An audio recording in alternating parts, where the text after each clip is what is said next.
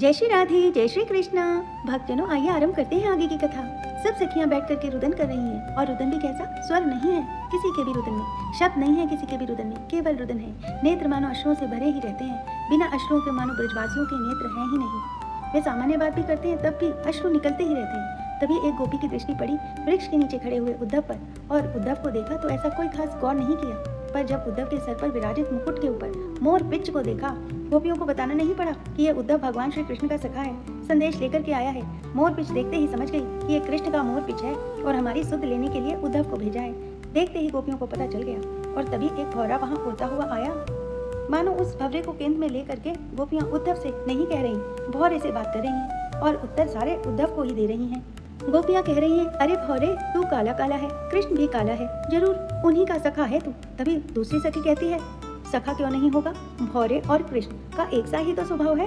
जैसे भौरा एक पुष्प पर बैठता है, उसका रस लेता है, फिर दूसरे पुष्प पर चला जाता है, उसका रस लेता है, फिर दूसरे, ऐसा ही तो कन्हैया है। हम ब्रजवासियों का रस लेते रहे हो, फिर जा दिन हमसे मन भर गयो, मथुरा चले गयो, मथुरा से कहीं और चले जाएगो, ये निश्चित ही उसी का सखा है। भक्तजनों, अर्जुन श्री कृष्ण का विद्यार्थी है, पर ब्रजमंडल में उद्धव को ज्यादा मानते हैं। क्यों? क्योंकि उद्धव श्री किशोरी जी का विद्यार्थी है, उसको किशोरी जी ज्ञान दे रही हैं। गोपियां कहती हैं, श्री कृष्ण तो जन्म जन्मांतर के कपटी हैं। और कैसे कपटी? कन्हैया ने हमारे साथ कपट नहीं किया, इनके तो स्वभाव में ही कपट है। सखियां बोली, कैसा कपट? बोली, अरे छुप करके बाण मार दिया किसको, बाली को।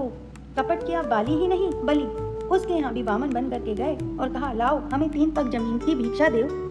और जैसे ही बलि ने संकल्प किया, विराट हो गए, 2 पैर से तीनों लोग नाप लिए और कहने लगे, तुमने 3 पग जमीन देने का वरदान दिया था, बोलो मैंने 2 पैर से ही तीनों लोग नाप लिए, बता तीसरा पैर कहाँ रखूं, नहीं तो तुझे बंदी बना करके नरक में डाल दूंगा।